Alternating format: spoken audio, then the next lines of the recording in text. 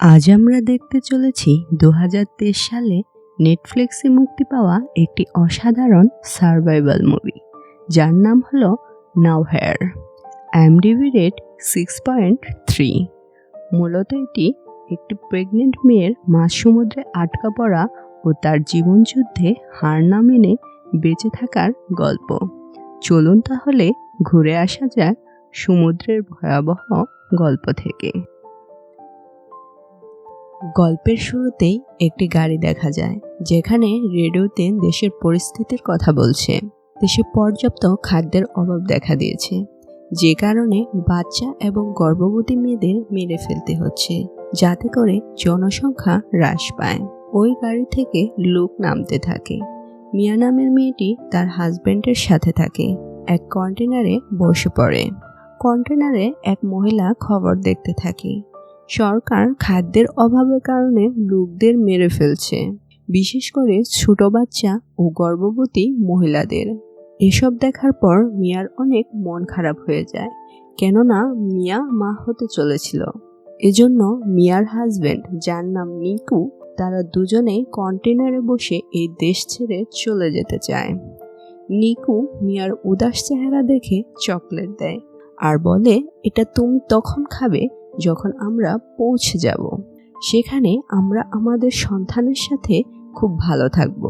আসলে এই সন্তানের আগে তাদের একটি মেয়ে ছিল, যাকে পুলিশ মেরে ফেলেছে।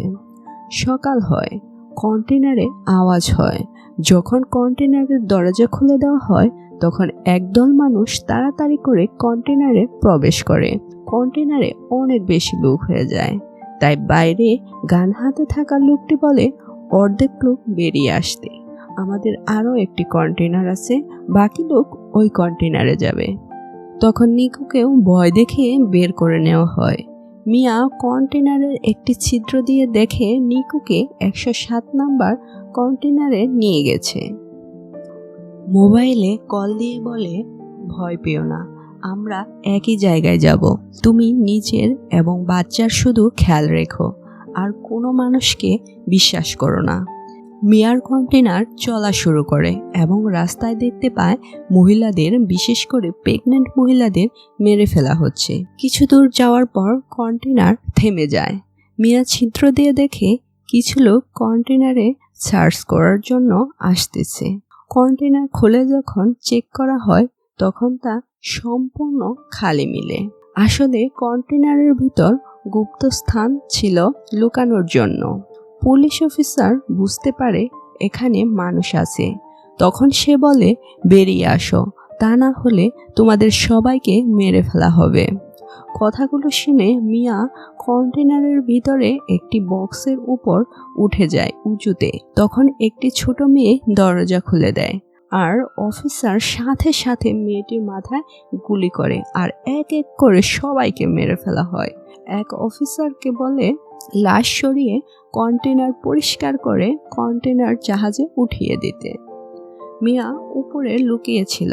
পরিস্থিতি স্বাভাবিক হলে উপর থেকে নিচে নেমে আসে।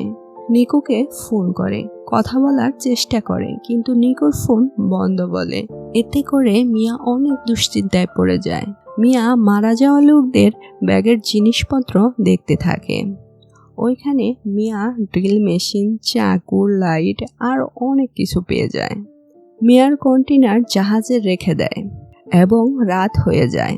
রাতে সমুদ্রে ঝড় আসে এবং ঝড়ের কারণে মিয়ার কন্টেনার জুড়ে জুড়ে এদিক ওদিক কাত হতে থাকে।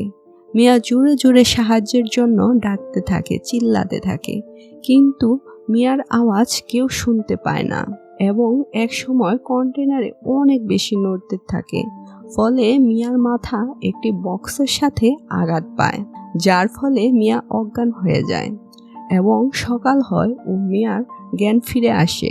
তখন মিয়া অন্য সকল কন্টেনারের মতো মিয়ার কন্টেনারও সমুদ্রে ভাসছে। মিয়া নিকুকে কল দিতে যায়, কিন্তু মোবাইল ভেঙে যাওয়ার কারণে কল দিতে পারে না। তখন অন্য কন্টেনার থেকে আওয়াজ আসতে থাকে সাহায্যের জন্য, কেননা কন্টেনারগুলো ডুবে যাচ্ছিল। তখন ছিদ্র দিয়ে দেখে 107 নাম্বার কন্টেনার পানিতে ডুবে যাচ্ছে, যেটাতে নিকু ছিল। স্বামীর এমন মৃত্যুতে মিয়া অনেক ভেঙে পড়ে। তখন সে মনে মনে বলে, যদি নিকু বেঁচে না থাকে তাহলে আমি বেঁচে থেকে কি করব। এর জন্য সে নিজেকে মারার চেষ্টা করে।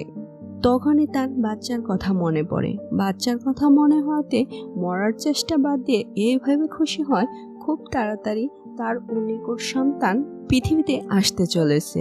এটা ভাবতে ভাবতেই ঘুমিয়ে পড়ে।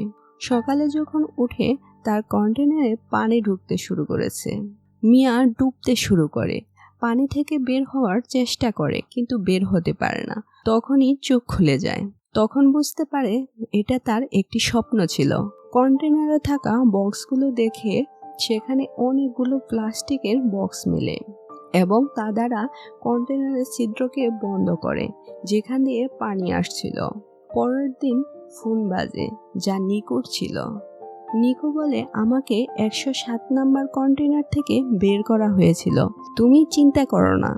নিকু, আমি কন্টেনারের ভিতর আটকে আছি যা সমুদ্রে ভাসতেছে।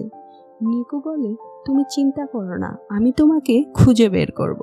তুমি শুধু বাচ্চা আর তোমার চিন্তা করো। নিকুর ফোন পেয়ে মিয়া স্বস্তি পায়। এই ভেবে নিকু বেঁচে আছে। মিয়া কন্টেনারে খাবার খোঁজে এবং পায়। তা খুব সাবধানে সাশ্রয়ী করে খায়। রাতে আবার ঝড় শুরু হয় এবং মিয়ার প্রসব যন্ত্রণা শুরু হয়। মিয়ার বাচ্চা পানির নিচে জন্ম নেয়। মিয়ার মেয়ে হয় এবং মিয়া মেয়ের খুব খেয়াল রাখে।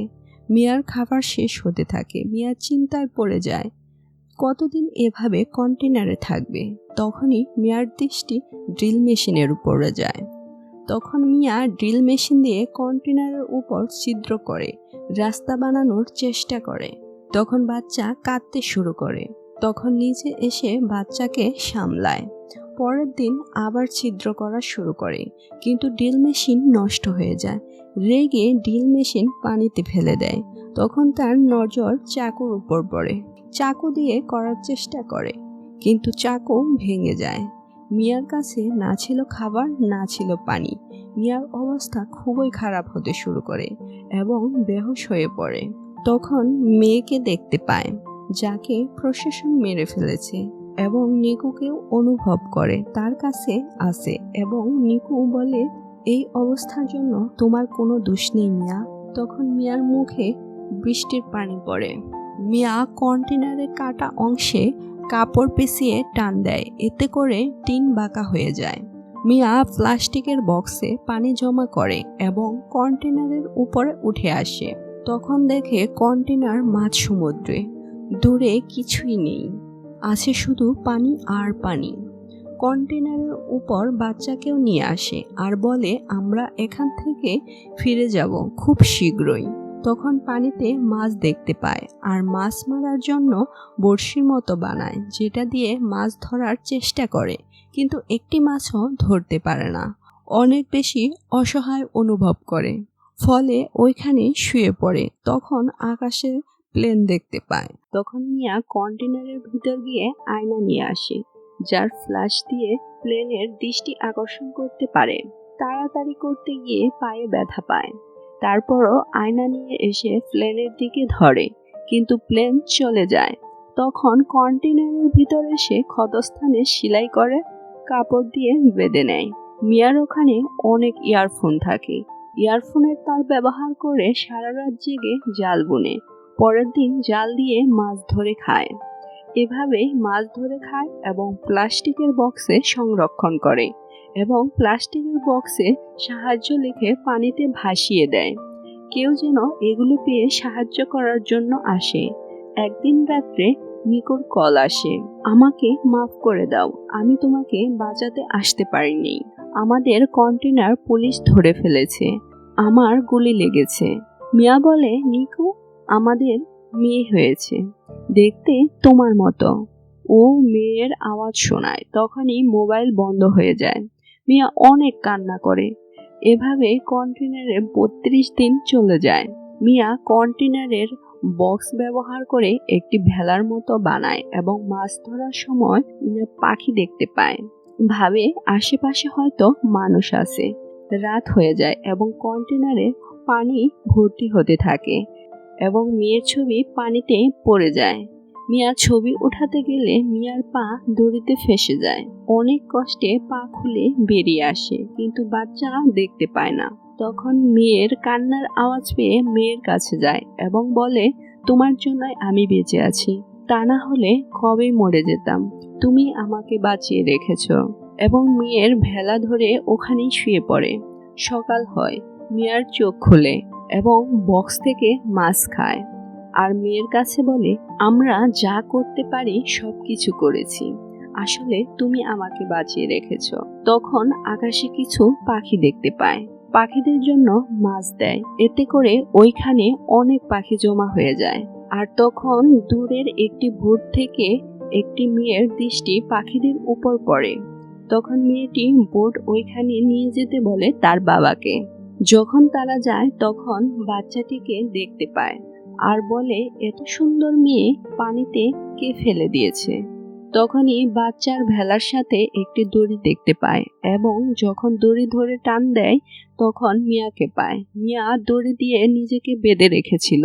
মেয়েটি মিয়াকে বাঁচানোর চেষ্টা করে, কেননা মিয়া অজ্ঞান হয়ে গেছিল। মিয়ার জ্ঞান ফেরানোর চেষ্টা করে। যখন মিয়ার বাচ্চা কান্না করে, বাচ্চার কান্না শুনে মিয়ার জ্ঞান ফিরে আসে এবং জিজ্ঞাসা করে, আমার বাচ্চা কোথায়। তখন মেয়েটি বাচ্চাকে মিয়ার কোলে দেয়। মিয়া খুব খুশি হয়, খুশিতে কান্না করে দেয়। এই ভেবে অবশেষে সে এবং তার বাচ্চা বেঁচে আছে, সব বিপদ মোকাবেলা করে। এইভাবেই এই চমৎকার মুভিটির সমাপ্তি হয়। আপনি যদি মিয়ার মতো এমন পরিস্থিতিতে পড়তেন তাহলে আপনি কি করতেন? জানাতে ভুলবেন না কমেন্ট বক্সে। আজকের মতো বিদায় নিচ্ছি। আবারও দেখা হবে নতুন কোনো অসাধারণ গল্প নিয়ে। তাই এখনই আমাদের চ্যানেলটি সাবস্ক্রাইব করুন ও বেল আইকনটি বাজিয়ে রাখুন।